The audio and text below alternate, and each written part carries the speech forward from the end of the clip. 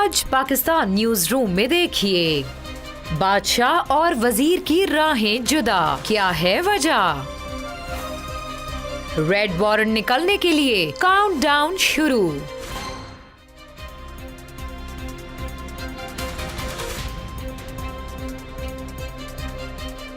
मुझे फ़ख्र है अपने पाकिस्तानी होने पर, मुझे फ़ख्र है अपना बोलबाला होने पर। अस्सलाम वालेकुम, मैं हूं फैसल अजीज़ ख़ान और आप देख रहे हैं पाकिस्तान न्यूज़ रूम। पिछले 24 घंटे से पूरी कौम इंतज़ार कर रही थी हमारे साबिक़ वज़ीर दाखिला चौधरी निसार आएंगे और छा जाएंगे। तो ऐसा कुछ हुआ?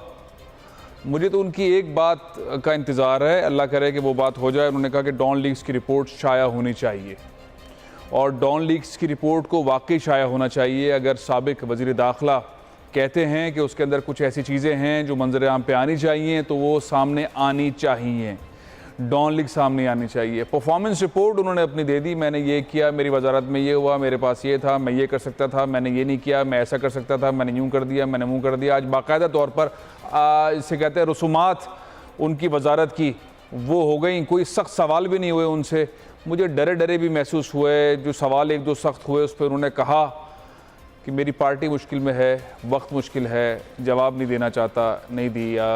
तो ये एतराफ़ भी था, नाराज़ भी थे। ऐसा लगता है किसी ने आखिर वक्त में उनको रोक दिया कि क्या कह सकते थे चौधरी निसार, उनको रोका गया, उन्होंने वो बातें नहीं की। क्या अहम उन्होंने बातें की, आइए आपको सुनवाते।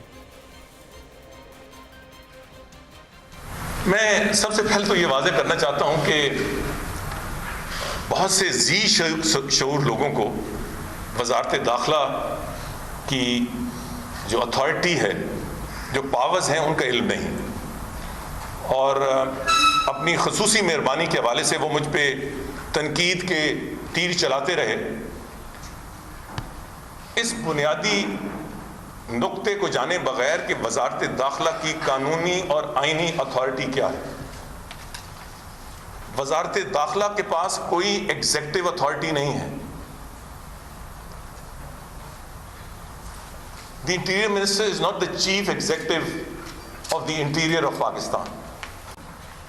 2013 जून में रिकॉर्ड पे था कि 5-6 धमाके रोजाना होते थे। उस दिन खबर ये नहीं होती थी कि आज धमाका हो गया, खबर ये होती थी कि आज कम धमाके हुए हैं। कोई पॉलिसी नहीं थी। मैं प्राइम मिनिस्टर के पास गया जून 2013 में और स्ट्रेटेजी ये थी कि एक तो हमें इंटरनल सिक्योरिटी पॉलिसी का ऐलान करना चाहिए, जिसकी मैंने अप्रूवल ली, और दूसरा ये। अस्सलाम वालेकुम, पाकिस्तान न्यूज़ रूम के साथ मैं हूं तलहा जतोई। यकीनन आज की प्रेस कॉन्फ्रेंस से बड़ी तवक्कुआत वाबस्ता थी लेकिन वो पूरी नहीं हुई। बहुत सारे लोग सोशल मीडिया पर कह रहे हैं खोदा पहाड़ निकला चूहा, लेकिन फैसल साहब बहुत सारी बातें हैं जिनका जवाब मैं आपसे लूंगा।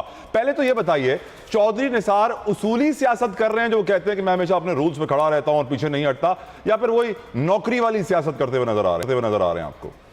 मैं आपको बताऊं कि मैं ज़्यादा वजाहत में नहीं जाऊंगा। अच्छा, ये उनका जुमला है, मैं ज़्यादा वजाहत में नहीं जाना चाहता।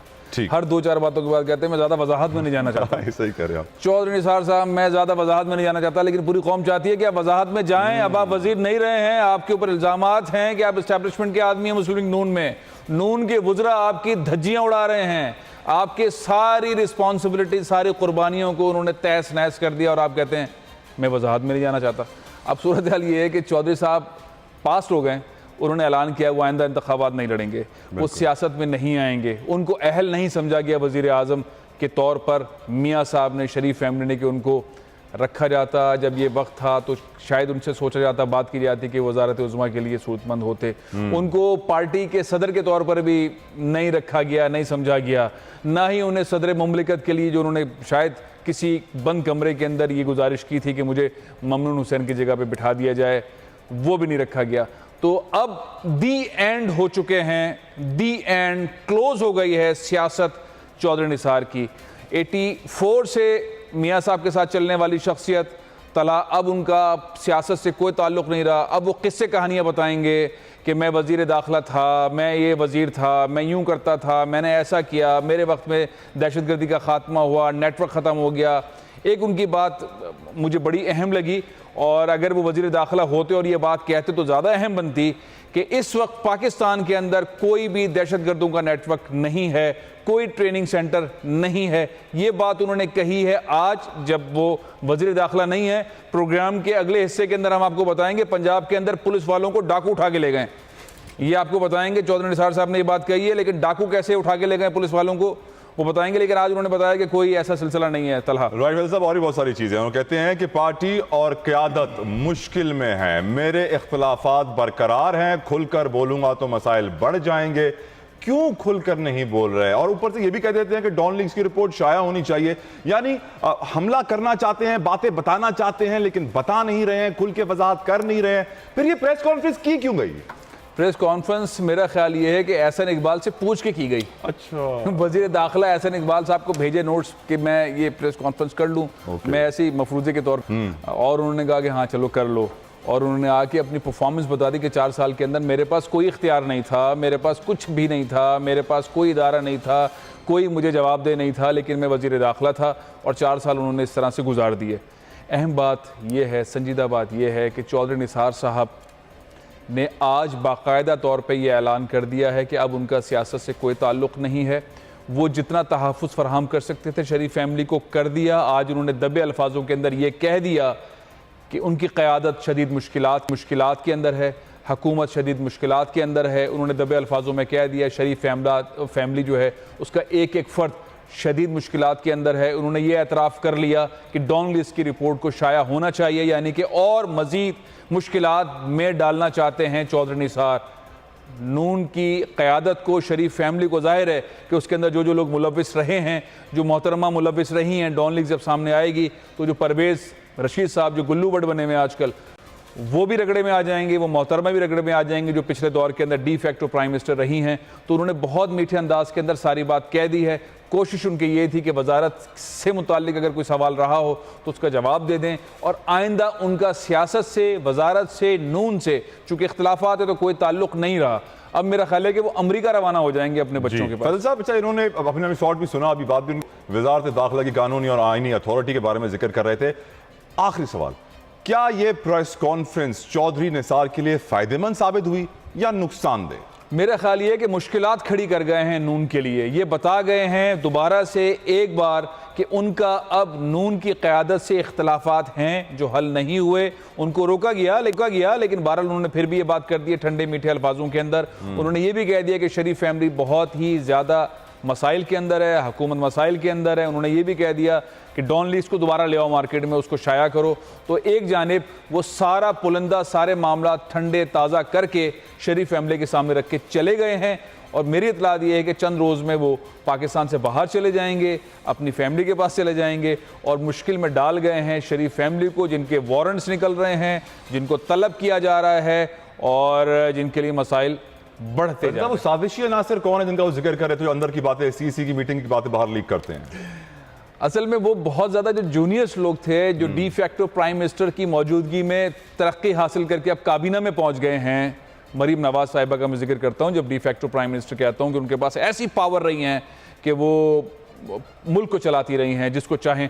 तो उन्होंने नई लीडरशिप खड़ी की। जो नई लीडरशिप थी उसमें ये सीनियर लीडरशिप की तहजीब हुई, इनकी वो अहमियत नहीं थी, इनसे मशवरे नहीं हुए और कमरों के अंदर बंद चीज़ें हुई, इनकी इज्जत से मुतालिक बातें हुई, इनकी बातों को माना नहीं गया, मशवरों को माना नहीं गया, और ये सारी बात खुलकर सामने आती रही और आज भी ये बात कायम है। इस वक्त भी जो उन्होंने प्रेस कॉन्फ्रेंस की है उसके अंदर ये बात वाज़ेह है कि ये खुश नहीं है, मुतमईन नहीं हैं, नाराज़ हैं, और एक ऐसी लीडरशिप से नाराज़ हैं जिसकी अपना मुस्तकबिल कुछ नज़र नहीं आ रहा है, जिसको जेल में जाना पड़ सकता है, जिसको हथकड़ियाँ पड़ सकती हैं, जिसके साथ बड़े मसाइल हो सकते हैं। तला लेकिन बहरहाल स्टोरीज लेते हैं, आगे चलते हैं। मैं समझता हूँ कि शाहिद साहब, जो सूरत हाल आगे बढ़ रही है, आपके पहले कोई धुआंधार किस्म की खबर होनी चाहिए।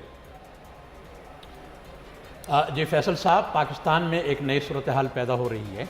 वो ये है कि शरीफ ख़ानदान के गिर्द घेरा तंग हो रहा है और उनके पास कोई रास्ता नहीं रहा तसादुम और टकराव के अलावा।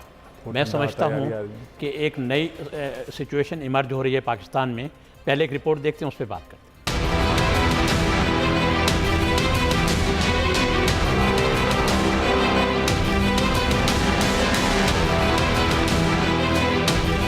डेथ वारंट जारी होने का काउंटडाउन शुरू।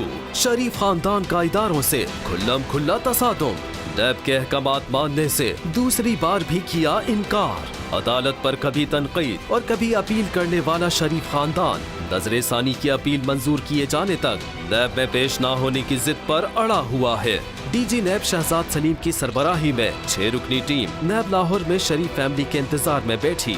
नाअहल खानदान हाजिर हो की आवाजें लगाती रही, जबकि नवाज शरीफ के दोनों नाराज साहिबजादे लंदन से वापस आने और नैब के सामने हाजिरी से इनकारी है। नैब ने लंदन फ्लैट्स की खरीदारी और उसके लिए ज़राए आमदन के हवाले से तहकीकात के लिए नाअहल नवाज शरीफ, उनके साहिबजादों, साहिबजादी और दामाद को तलब किया था। इससे कबल भी साबिक वजीर आजम नवाज शरीफ और उनके साहिबजादों हसन और हुसैन नवाज के अलावा तारिक शफी को तलब किया गया था, ताहम वो पेश न हुए, जबकि शरीफ फैमिली के करीबी हलकों का कहना था कि उन्हें तलबी के हवाले से कोई समन मौसूल नहीं हुआ।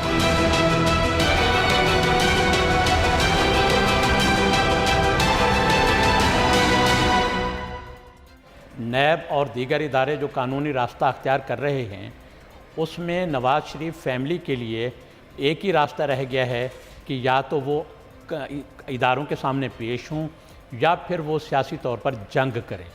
और मैं समझता हूँ कि उनके पास इदारों में जाकर अपना दिफा करने का कोई मवाद नहीं है और ना ही उनके पास कोई जस्टिफिकेशन है। टकराव की तरफ सूरत हाल जा रही है, इदारे उनके वारंट जारी करेंगे और वो सियासी टकराव की तरफ जाएंगे। आपको क्या लग रहा है कि ये सूरत हाल किस तरफ जाके? सर, शरीफ फैमिली, नून लीग इस वक्त पाकिस्तान का सबसे बड़ा खरबूजा हैं और वो जिस तरह से भी करेंगे उन्हें गिरना छुरी के ऊपर है। वो इदारों से टकराव करेंगे तो खरबूजा कट जाएगा, वो नैब में नहीं जाएंगे तो खरबूजा कट जाएगा, वो मुजाहरे करेंगे तो खरबूजा कट जाएगा। अब नून लीग के पास कोई रास्ता नहीं है। कितना डिले करेंगे, किस किस तरह डिले करेंगे? कौम इंतज़ार कर रही है इस खरबूजे को खाया जाए जो पाकिस्तान की कौम की लूटी हुई दौलत से बना है, पैदा हुआ है। मामला ये है कि इस पैसे को वापस आना है शाहिद साहब, इसके अलावा कोई दूसरा रास्ता नहीं है, कोई दूसरा रास्ता नहीं है। पाकिस्तानी कौम को ये लूटा हुआ पैसा वापस चाहिए। शरीफ फैमिली को चाहिए कि जाके नैब में पेश हो, ये पैसे बताए कहाँ कहाँ है, मनी ट्रेल दे, साबित करे और पैसा पाकिस्तान में लेकर आए। इसके अलावा अब दूसरा रास्ता नहीं है। ये चोर, डाकू, झूठे, जालसाज साबित हो चुके हैं और मुसलसल नया घंटा जो है इनके खिलाफ मजीद सबूत लेकर आ रहा है। शोएब बर्नी साहब, आपके पास क्या खबरें? फैसल साहब, अब 19 दिन सिर्फ रह गए हैं लेकिन शरीफ फैमिली नैब के सामने पेश नहीं हो रही। ऐसी सूरत हाल में नैब की जानिब से सुप्रीम कोर्ट में एक दरख्वास्त दाखिल की गई है।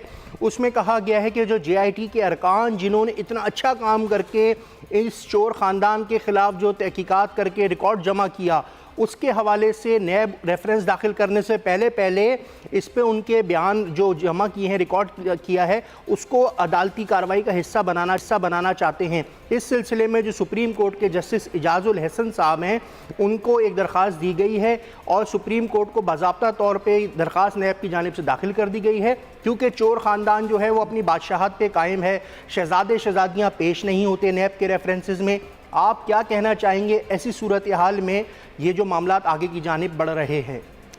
मामला ये है कि कौम की नज़रें अब नैब के ऊपर हैं और साथ ही नैब के साथ साथ सुप्रीम कोर्ट पर हैं और इस तरह से आगे बढ़ रही हैं। कोई दूसरा ऑप्शन नहीं है और ये समझ लेना चाहिए शरीफ फैमिली को, अब डिले नहीं हो सकता। इसलिए नहीं हो सकता कि हर रोज़ बोल बता रहा है इतने दिन रह गए हैं। अभी जैसे आपने बताया 19 दिन बाकी रह गए हैं, अब इसमें ईद की छुट्टियां भी आएंगी। ये सारे मामलात हैं, इस दौरान सब कुछ होना है।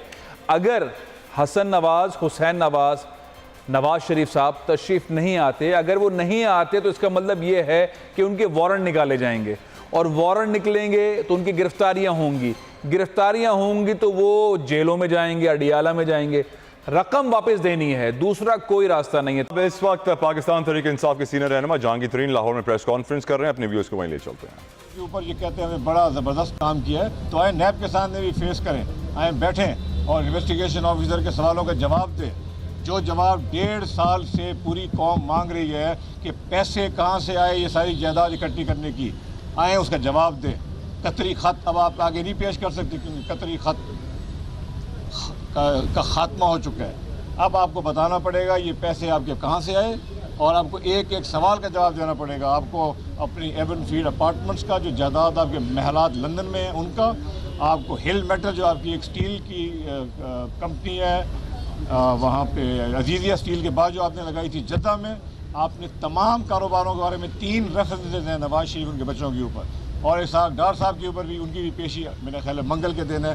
तो मैं ये कहूँगा कि नैब को खुल के काम करना चाहिए और जिन लोगों के खिलाफ रेफरेंसेस हैं जो इस मुल्क के वोटर का वोट लेके और उसके बाद अपने लिए जायदादें बनाते रह गए हैं, वोटर का हक तलफी करके इन लोगों को अब जवाब देने का टाइम आ गया है। आके जवाब दें, मत भागें, मत भागें, मत कहें कि हमें ये समझ नहीं मिली, सारी टीवी पे लिखा हुआ है कि आपको बुलाया गया, आपको पता नहीं चला अभी तक कि आपको बुलाया गया।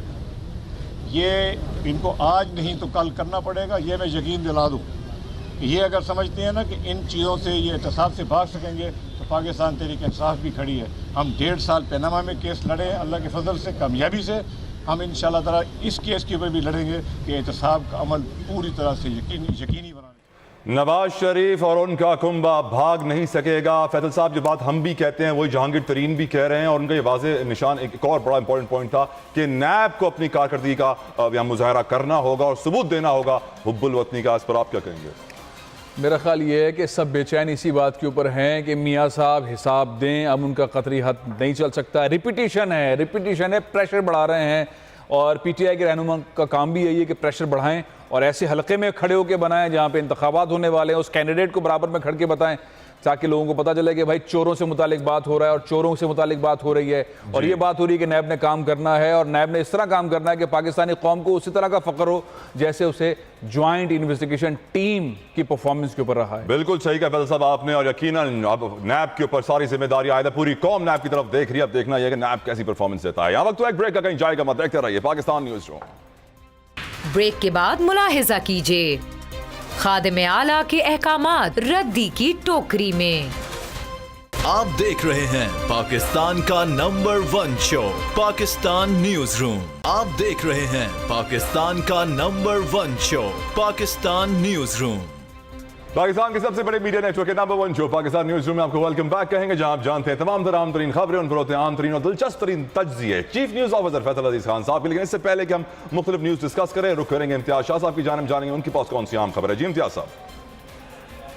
तलहा जतोई, जिस तरह पनामा के बाद नवाज शरीफ और उनकी फैमिली के मुख्तलिफ झूठ सामने आ रहे हैं पे दर पे, इसी तरह से उनकी टैक्स चोरी और झूठ पर मबनी जो है वो एक और रिपोर्ट सामने आई है जिसमें मुख्तलिफ अदवार में उन्होंने इत्तफाक फाउंड्री के जो ज़िम्मे मजमूई तौर पर 95 करोड़ 89 लाख रुपए वाजिबुल अदा हैं जो उन्होंने अदा नहीं किए। इस तरह से इनकी तमाम तर बेज़ाब्तगियाँ और बेकायदगी पर मुश्तमिल एक रिपोर्ट तैयार की है। रिपोर्ट देखते हैं फिर आपसे बात करेंगे।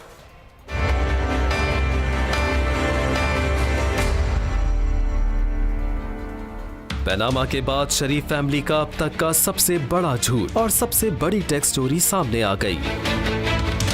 FBI लाहौर की deputy commissioner income tax wealth tax ने 26 फरवरी 2000 को अपने एक फैसले में करार दिया कि मियां शरीफ, मियां नवाज शरीफ, मियां हमजा शहबाज, शमीम अख्तर, मियां अब्बास शरीफ दीगर पर मुश्तमिल 7 खानदानों ने इत्तेफाक फाउंड्री का 1993 और 94 से 2000 और 2001 तक का मजमूई तौर पर 95 करोड़ 89 लाख रुपए का टैक्स अदा नहीं किया। जिलावतनी के बाद 2007 में शरीफ बिरादरान पाकिस्तान वापस लौटे और उन्होंने 2008 और 2013 के आम इंतखाबात में भरपूर हिस्सा लिया। अवामी नुमाइंदगी के कानून मजरिया 1976 के सेक्शन 12(2) के तहत नादहिंदा शख्स इलेक्शन नहीं लड़ सकता। यही नहीं बल्कि मियां नवाज शरीफ और हमजा शहबाज ने कागजात नामजदगी में टैक्स नादहिंदगी का जिक्र न करके आइन के आर्टिकल 62(1)(f) की खिलाफ वर्जी भी की है, जबकि आइन से हटकर अवामी नुमाइंदगी के कानून 1976 के सेक्शन 12(2) की खिलाफ वर्जी करके वो इसी कानून के सेक्शन 99(1)(f) के तहत नाअहली के अलावा सेक्शन 82 के तहत करप्ट प्रैक्टिस के मुर्तकिब भी हुए हैं, जिसकी सजा 3 साल तक कैद और जुर्माना या दोनों सजाएं भी हैं। 2017 के हालिया ज़िमनी इंतखाबात में कुलसुम नवाज ने अपने कागजात के हमरा शोहर की नामदहिंदगी की ये तफसीलात फराहम न करके आइन के इसी आर्टिकल और अवामी नुमाइंदगी के कानून की खिलाफ वर्जी की है। तलहा, ये जो बेगम कुलसूम नवाज ज़िमनी इलेक्शन लड़ रही हैं, इन्होंने जो है फैसल साहब, इन्होंने जो है वो अपने शौहर के जो नादहिंदगी थी, जो उन्होंने अपने एहसासों में जो मामलात शो नहीं किए, वो कुलसूम नवाज ने भी नहीं किए। तो आप क्या समझते हैं, इसमें भी इनकी पकड़ होगी और इन्हें जो है वो नाअहल करार दिया जा सकता है? अरे पकड़ क्या, ये पकड़े हुए हैं, चोर साबित हो गए हैं, झूठे साबित हो गए हैं, लुटेरे साबित हो गए हैं, कोई दूसरी सूरत ही नहीं है। जिन गाड़ियों में ही घूम रहे थे, वो गाड़ियां सुजुकी बोलान थी, वो गाड़ियां 125 मोटरसाइकिल थी, BMW जिस पर नंबर प्लेट डली हुई थी। ये तो आंखों में जिसे कहते हैं मिर्चें डाल के पाकिस्तान के अंदर रह रहे हैं अभी भी। अभी मैं ब्रेक के बाद जो चीज़ बताने जाऊंगा ना आपको, आप हैरान हो जाएंगे क्या होने वाला है। ये तो आप जो रिपोर्ट आपने दिखाई है, पाकिस्तानियों के कौम के सामने आंखों में धूल डाल के रह रहे हैं। न FIA हरकत में आ रहा है, न कोई और इदारा हरकत में आ रहा है, और टैक्स चोरी पे चोरी की जा रही है, पाकिस्तानियों का पैसा लूटा जा रहा है। इसकी एक से बढ़कर एक मिसाल आप दिखा देते हैं, लेकिन कौमी इदारे बैठे रहते हैं। लेकिन ये कि फोकस रहना चाहिए, जो रेफरेंसेस बन रहे हैं इनके ऊपर, नैब के ऊपर, ताकि जो चीज़ हो वो बड़े मजबूत तरीके से, मुस्तहकम तरीके से हो जाए, ताकि जो लूटा हुआ पैसा है कुछ तो वापस आना शुरू हो। तला, आपके पास क्या खबरें? वेल साहब, खबरें हमारे पास बहुत हैं, वक्त कम है। पहले मैं आपसे इंटरनेशनल न्यूज़ डिस्कस करना चाहूँगा। अफगानिस्तान में जश्न आज़ादी मनाया गया, लेकिन पहले साहब हम जानते हैं कि पाकिस्तान के पास पहले खारजा का कोई वजीर था नहीं, इसलिए खारजा पॉलिसी थी नहीं, और अब जो वजीर आए हैं वो खारजा नहीं ख्वाजा पॉलिसी बना रहे हैं। अफगानिस्तान जब तक पाकिस्तान के साथ बाहमी ताउन बढ़ाएगा नहीं, बेहतर करेगा नहीं। हम देख रहे हैं कि भारत के वहाँ पर लिंक्स बढ़ते जा रहे हैं, कैंप्स वहाँ पर बढ़ते जा रहे हैं, अमेरिका और दीगर ममालिक वहाँ पर अपनी बेसिस बना रहे हैं, लेकिन पाकिस्तान के साथ अफगानिस्तान उन लाइन्स पर काम नहीं कर रहा जिस पर करना चाहिए। कितना नुकसान हो रहा है अफगानिस्तान को इससे? अफगानिस्तान जिस टहनी पे बैठा है, आरी से उसे ही काट रहा है। लैंडलॉक स्टेट है अफगानिस्तान, उसको पता है कि उसको पेट्रोल, पानी, खाना पीना, कोई भी अशिया पाकिस्तान के अलावा नहीं मिल सकती। और पाकिस्तान ने इतना बड़ा एहसान किया है। अब तो मैं पहले तो कहता था कि हम मुसलमान भाई हैं तो हमने ताउन किया, मोहब्बत की, लेकिन अब इसको कहना पड़ेगा कि पाकिस्तानियों ने एहसान किया है। तकरीबन 40 लाख अफगानी पाकिस्तान के अंदर 35 साल से ज़्यादा वक्त रहे हैं। जी हाँ, पाकिस्तानियों ने दिल खोल के उन्हें रखा है। वो पाकिस्तानियों के लिए मुश्किलात बने हैं। पाकिस्तान में दहशतगर्दी के अंदर अफगानी मुलव्विस रहे हैं, अफगानिस्तान की सरजमीन मुलव्विस रही है। ये सारी चीज़ें हकीकत हैं, ये सारी चीज़ें माननी चाहिए। जो भी पिछले दिनों, अभी थोड़ी देर पहले चौधरी निसार प्रेस कॉन्फ्रेंस कर रहे थे, जब ये वज़ीर दाखिला थे, तो जिन लोगों के उन्होंने पासपोर्ट कैंसिल किए, NICs कैंसिल किए, उसमें अक्सरियत उन अफगानियों की थी जिन्होंने पाकिस्तान में रहते हुए ये नेशनैलिटी हासिल कर ली इलीगल तौर पर। अब पाकिस्तान के ऊपर मेरा ख्याल है कि अफगानिस्तान ने जितने एहसानात किए हैं, अफगानिस्तान अगर 10 साल तक, 20 साल तक एहसान उतारने की बात करता रहे, वो पूरा नहीं कर सकता। दोस्ती, भाईबंदी ही एक वाहिद रास्ता है अफगानिस्तान के पास कि पाकिस्तान के साथ मिलकर चले। हिंदुस्तान को छोड़ दे, वो किसी काम का नहीं है, वो साथ नहीं दे सकता, वो फ्यूचर में भी साथ नहीं दे सकता, वो साजिश में साथ दे सकता है। ये उसे मानना पड़ेगा, तस्लीम करना पड़ेगा, और एक वक्त ऐसा आ जाएगा जब वो ये मान लेगा। अभी वो नहीं मान पा रहा, लेकिन उसे मानना पड़ेगा कि पाकिस्तानी फ़ौज जो है उसके लिए बहुत इंपॉर्टेंट है, पाकिस्तानी कौम उसके लिए बहुत इंपॉर्टेंट है, पाकिस्तान का ये सारी सरहदें, ये सारे रास्ते उसके लिए बहुत इंपॉर्टेंट है।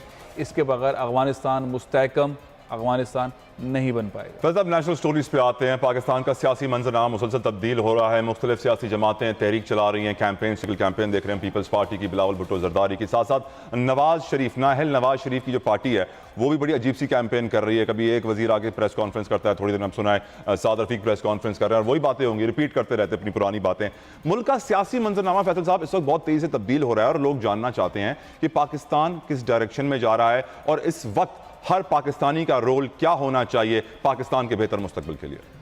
मेरा ख्याल ये है कि पाकिस्तान के मुस्तकबिल के लिए हर पाकिस्तानी को जो एक कैंपेन चल रही है, और हर पाकिस्तानी चाहता भी यही है, वो अपने इदारों को मजबूत होता हुआ देखे, अपने इदारों की तरफ जाए, उनकी तरफ फोकस करे, प्रेशर बिल्डअप करे। नैब के ऊपर अच्छी उम्मीदें रखी थी, जॉइंट इन्वेस्टिगेशन टीम ने बहुत ज़बरदस्त परफॉर्मेंस दी, सुप्रीम कोर्ट के ऊपर कौम का एतमाद बहाल हुआ है। सुप्रीम कोर्ट से पाकिस्तानी कौम चाहती है कि वो उसी तरह से वही काम करता रहे जिस तरह से काम करता रहा है। इसी तरह से जॉइंट इन्वेस्टिगेशन टीम ने ज़बरदस्त काम किया था, वो इसी तरह से काम करती रहे। अब नैब की जिम्मेदारी आ गई है, नैब ने एक बहुत बड़ा रोल प्ले करना है। नैब का वो किरदार सामने आना चाहिए कि कौम उस पर फ़ख्र करे, जो लूटा हुआ पैसा है रेफरेंसेस के ज़रिए इन तमाम लोगों से वापस ले और इनको सजाएं दे। कौम ये चाहती है और कौम इस पे मुत्तफिक है तो फोकस करके रहे। अगर ये लूटा हुआ पैसा पाकिस्तान में वापस आ जाता है, ये चोरी का डाके का पैसा पाकिस्तान में आ जाता है, तो ये पाकिस्तानी कौम का इससे फायदा होगा, पाकिस्तान मुल्क का फायदा होगा और हर पाकिस्तानी का इससे फायदा होगा। बिल्कुल सही फैसल साहब, यहाँ वक्त हुआ क्या, लेकिन आपके पॉइंट में बात ऐड करता रहूंगा। पनामा के फैसले के बाद पूरी कौम ने अदलिया को सलाम पेश किया। उम्मीद करते हैं कि नैब की कारकर्दगी के बाद नैब को भी पूरी कौम सलाम पेश करे। ऐसा ही वक्त हुआ एक ब्रेक का, कहीं जाएगा मत, देखते रहिए पाकिस्तान न्यूज़ रूम। आगे मुलाहिजा कीजिए बिलावल का जारहाना अंदाज, कौन बना निशाना। आप देख रहे हैं पाकिस्तान का number 1 show Pakistan news room. आप देख रहे हैं पाकिस्तान का number 1 show Pakistan news room. Pakistan news room में आपको वेलकम बैक कहेंगे। जो अगली खबर है इंतहाई दिलचस्प तरीन खबर है। जी हाँ, खबर आ रही है जिला राजनपुर से, जहां डाकुओं का राज खत्म ना हो सका है और इतलात के मुताबिक डाकुओं ने 7 पुलिस एहलकारों को अगवा कर लिया है। जी हाँ, डाकुओं ने 7 पुलिस एहलकारों को अगवा किया और साथ अगवा होने वाले एहलकारों में एलीट फोर्स के एहलकार भी शामिल हैं, जिनके नाम भी बताए गए हैं। फैसल साहब, अजीब सी बात है, अगर पुलिस अपना तहफ़्फ़ुज़ नहीं कर सकती तो अवाम का तहफ़्फ़ुज़ कैसे करेगी? इस खबर के ऊपर समझ नहीं आता कि इंसान पहले तला ऐसा करें, पहले तला ये कुछ फुटेज देख लें, उन ऑफिसर्स को देख लें जिनको अगवा कर लिया गया है, उन जवानों को देख लें जिन्होंने ये फुटेज है, जरा देखें, इस पर बात बिल्कुल रिपोर्ट है, नजर डालते हैं। ना हो सका, डाकुओं ने 7 पुलिस एहलकारों को अगवा कर लिया। अगवा होने वाले एहलकारों में एलीट फोर्स के एहलकार लुकमान, जीशान, शाकिर, साबिर, जमशेद, सफदर और ASI मुजम्मिल शामिल हैं। मुगवी एहलकारों की बाजियाबी के लिए पुलिस का सर्च ऑपरेशन जारी, दाखिली और खारजी रास्ते सील कर दिए गए।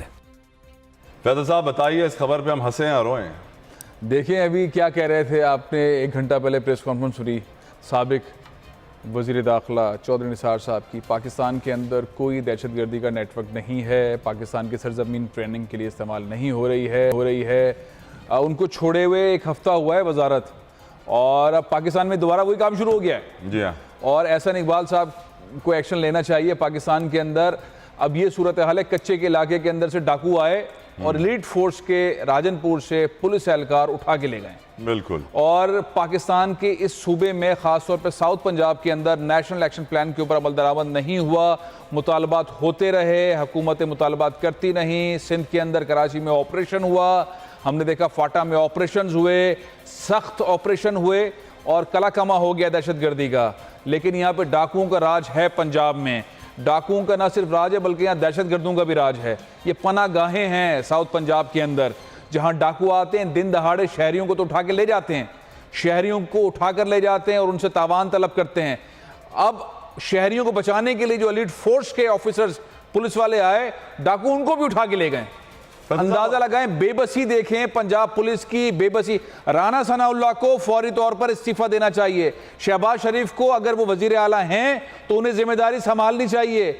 मैं समझता हूं कि इस वक्त एक्शन की जरूरत है। पहले एक छोटू गैंग था, याद होगा तालाब को, छोटू गैंग था जिसने जाके पूरा एरिया कब्जे में किया हुआ था और पुलिस कुछ नहीं कर पाई थी। आखिरकार पाकिस्तान आर्मी को आना पड़ा था छोटू गैंग को गिरफ्तार करने के लिए। यहां पे दोबारा छोटू गैंग बन गए हैं जो पुलिस वालों को उठा के ले जा रहे हैं और पंजाब हुकूमत कुछ नहीं कर पा रही है। राणा सोनावाला साहब सियासत के अंदर लगे हुए हैं, उनको जो है तारुल कादरी के ऊपर जुमले कसने हैं, उन्होंने जो है PTI के ऊपर जुमले कसने हैं, उन्होंने अपना काम नहीं करना। और ये किस, आप सोचे तो सही, गवर्नेंस मैनेजमेंट की सूरत हाल क्या है। यानी कि पुलिस एहलकारों को डाकू उठाकर ले गए हैं। SSP कह रहा है हम कोशिश कर रहे हैं और वजीर आला साहब कह रहे हैं कि हमने नोटिस ले लिया है। अब देखते हैं कितने घंटों के अंदर इन ऑफिसर्स को जिंदा सलामत वापस लेकर आती है। डॉक्टर कादरी अहमद के इन दहशतगर्दों की सरपरस्ती मुस्लिम लीग नून खुद कर रही है। क्या नून के होते हुए पंजाब से डाकू राज खत्म हो सकता है? और राना सनाउल्लाह भी कहा जाता है कि उनका बड़ा लीड रोल है इन डाकुओं को लीड करने में। ये तो खैर एक बार नहीं, कादरी साहब ने कई दफ़ा कहा और रहनुमाओं ने भी कहा कि राना सनाउल्लाह साहब ही हैं दहशतगर्दों को पालने पोलने में, और अगर ऐसा न होता तो उनकी वजारत में ये दिन ना देखना पड़ता।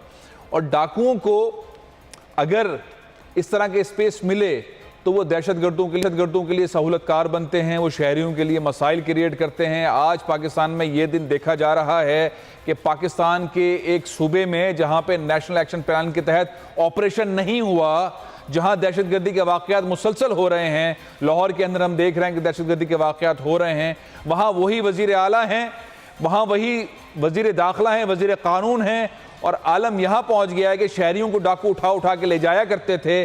अब डाकू जो हैं पुलिस वालों को उठा के ले जा रहे हैं। 7 पुलिस वालों को उठा के ले गए हैं। ताहिरुल कादरी साहब की बात मुझे लगता है सच कह रहे थे।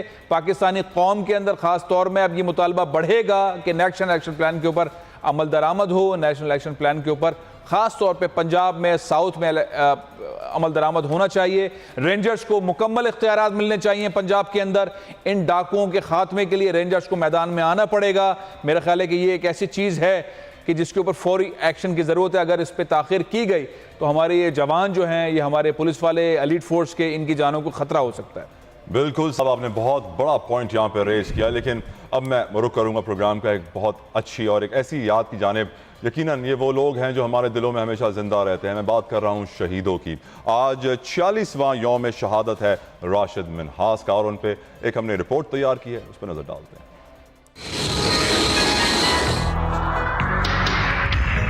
पाक फजाइया के कम उम्र पायलट ऑफिसर राशिद मिन्हास का 46वां यौम शहादत आज मनाया जा रहा है। तुम ही से ऐ मुजाहिदो जहां का सबक है। राशिद मिन्हास ने 13 मार्च 1971 को पाक फजाइया में बतौर कमीशन GD पायलट शमूलियत इख्तियार की। 20 अगस्त 1971 को फ्लाइट लेफ्टिनेंट मोतियुर रहमान भी राशिद मिन्हास के साथ D-33 ट्रेनर तैयारे में सवार हो गया। मोतियुर रहमान तैयारे को भारत ले जाना चाहता था। अपने मजबूत मकासद के लिए उसने राशिद मिन्हास पर जर्ब लगाई और तैयारे का रुख हिंदुस्तान की जानिब मोड़ा, लेकिन राशिद मिन्हास ने भरपूर मज़ाहमत के बाद मोतियुर रहमान के अज़ाइम खाक में मिला दिए और तैयारे को भारतीय सरहद तक नहीं जाने दिया। उनकी बेमिसाल कुर्बानी पर हुकूमत पाकिस्तान ने उन्हें आला तरीन फौजी एजाज निशान हैदर से नवाजा। तुम ही से ऐ मुजाहिदो जहां का सबक है। ये इन्हीं शहीदों की बदौलत है कि पाकिस्तान आज कायम और दायम है। ये इसी फोर्स का कमाल है, हमारी पाक फौज का कमाल है कि अमन ओमान की सूरत हाल बेहतर हो रही है। फजल साहब, चौधरी निसार बड़े आराम से क्रेडिट ले लेते हैं कि ओ जी हमने ये किया, हमने ये किया, लेकिन असल क्रेडिट हमारे जवानों को जाता है। मेरा ख्याल ये कि सारी कौम फ़ख्र करती है राशिद मिन्हास के ऊपर। आज उनका दिन है। हर पाकिस्तानी मोहब्बत करता है। आप अमूमन देखते होंगे हमारे यहाँ जो ट्रक्स चल रहे होते हैं, ट्रॉलर चल रहे होते हैं, उस पर राशिद मिन्हास की तस्वीर होती है, राशिद मिन्हास शहीद की तस्वीर होती है। और हर नौजवान जब पढ़ रहा होता है तो उसकी ख्वाहिश होती है वो एयरफोर्स में जाएगा और उसका आइडियल जो है राशिद मिन्हास होते हैं। इस कौम की खूबी यही है कि हम अपने शोहदा को अपना आइडियल बनाते हैं। हमारी माएँ कहती हैं कि एक बेटा क्या 10 बेटे इस कौम पे, इस सरजमीन पे कुर्बान। और हमारे जवान जो हैं वो एक से बढ़कर एक पाकिस्तान के दिफा के लिए आगे रहते हैं। जब भी इस तरह की चीज़ आती है मेरे तो अल्फाज गुम हो जाते हैं। मुझे बहुत अच्छा लगने लगता है कि मुझे फ़ख्र होने लगता है पाकिस्तानी होने पर, मुझे फ़ख्र होने लगता है अपनी फ़ौज के ऊपर, मुझे फ़ख्र होने लगता है ऐसे नौजवानों के ऊपर जिनका शुमार हम करते हैं। आज हम जिक्र कर रहे हैं राशिद मिन्हास का। ऐसे हज़ारों नौजवान हैं पाकिस्तानी फ़ौज के अंदर जो पाकिस्तान के लिए, पाकिस्तानी कौम के लिए कुर्बान होते, और ये कौम उन पर फ़ख्र करती है और कुर्बान होते रहेंगे। बिल्कुल सही फैसल साहब, हमें यकीनन अपनी फ़ौज पे फ़ख्र है, साथ साथ हमें फ़ख्र है अपने बाबा कौम कायदे आज़म मोहम्मद अली जिन्ना पर। उनकी कुछ बात करेंगे, एक खास वीडियो आपको दिखाएंगे। इस ब्रेक के बाद कहीं जाएगा मत, देखते रहिए पाकिस्तान न्यूज़ रूम। ब्रेक के बाद देखिए बाबा कौम के रहनुमा उसूल। आप देख रहे हैं पाकिस्तान का number 1 show Pakistan news room. आप देख रहे हैं पाकिस्तान का number 1 show Pakistan news room. Pakistan news room में आपको वेलकम बैक करेंगे। पाकिस्तान का आज जो हाल है उसकी सबसे बड़ी वजह यह है कि हम बाबा कौम कायदे आज़म मोहम्मद अली जिन्ना की बातें भूल गए हैं। उन्होंने हमें क्या सिखाया था हमें याद ही नहीं रहा है, इसलिए बहुत ज़रूरी है याद करना कि उन्होंने हमें क्या बताया। एक वीडियो हम देखते हैं जो कायदे आज़म मोहम्मद अली जिन्ना के ऊपर मूवी बनी थी जिन्ना के नाम से, उसकी कुछ क्लिप्स हम आपको दिखाना चाहते हैं ताकि याद कराएं आपको कि अगर आज पाकिस्तान के मसाइल हल हो सकते हैं, पाकिस्तान तरक्की की राह पर गामजन हो सकता है, तो कैसे। सुनिए गौर से। Liaquat, I am appointing you first Prime Minister. I will announce it in the Assembly tomorrow. As for remuneration, my salary as Governor General will be 1 rupee a month. We must be the first to set an example.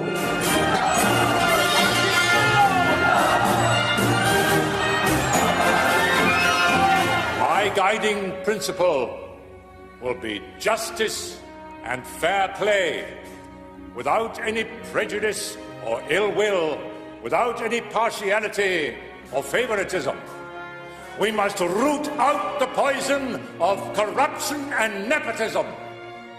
Our inspiration will be the golden principles of the Holy Prophet, peace be upon him. And I know that with your support and cooperation, I can look forward to the day when Pakistan becomes one of the greatest nations of the world.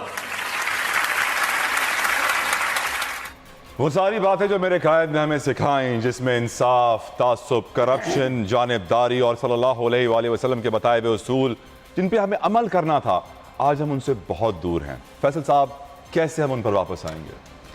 मेरा ख्याल है कि ये जो आपने clip एक film का दिखाया, ज़ाहिर कायद आज़म मोहम्मद अली जिन्ना का कैरेक्टर अदा करने वाले अदाकार ने पाकिस्तानी कौम को इस तरह जगा दिया कि बताया कि मेरी तनख्वाह सिर्फ़ ₹1 रखी जाए। पाकिस्तान में तासुब का ख़ात्मा होना चाहिए, करप्शन का ख़ात्मा नहायत ज़रूरी है। हज़रत मोहम्मद मुस्तफ़ा सल्लल्लाहु अलैहि वसल्लम की सुन्नत पर चलते हुए ये मुल्क इंशाअल्लाह दुनिया की अजीम कौमों में, ममालिक में शुमार होगा। ये कायद आज़म मोहम्मद अली जिन्ना चाहते थे। बोल बिल्कुल यही चाहता है, शुएब शेख बिल्कुल यही चाहते हैं, 100% यही चाहते हैं। अपने अहदाफ बिल्कुल इसी सिमत किए हुए हैं। हम करप्शन के ऊपर हैमरिंग कर रहे हैं, करप्शन के ख़िलाफ़ हमने अपनी आवाज़ बहुत बुलंद उठाई हुई है। बोल को मुख्तलिफ़ शहरों में बंद किया जा रहा है, साजिशें हो रही हैं, पहले भी हुई थी, अब भी हो रही हैं। जो पाकिस्तान में तालीम का हाल था, बोल ने आवाज़ उठाई कि जो 1 करोड़ बच्चा पाकिस्तान में पढ़ नहीं सकता, बोल उन्हें पढ़ाएगा। पाकिस्तान को 2036 तक दुनिया का नंबर 1 मुल्क बनाने का आज़म किया है। बोल शुएब शेख की क़यादत के अंदर आगे बढ़ रहा है। ये वही ख्वाब हैं, ये वही बातें हैं जो कायद आज़म मोहम्मद अली जिन्ना ने पाकिस्तान बनने के बाद कही थी।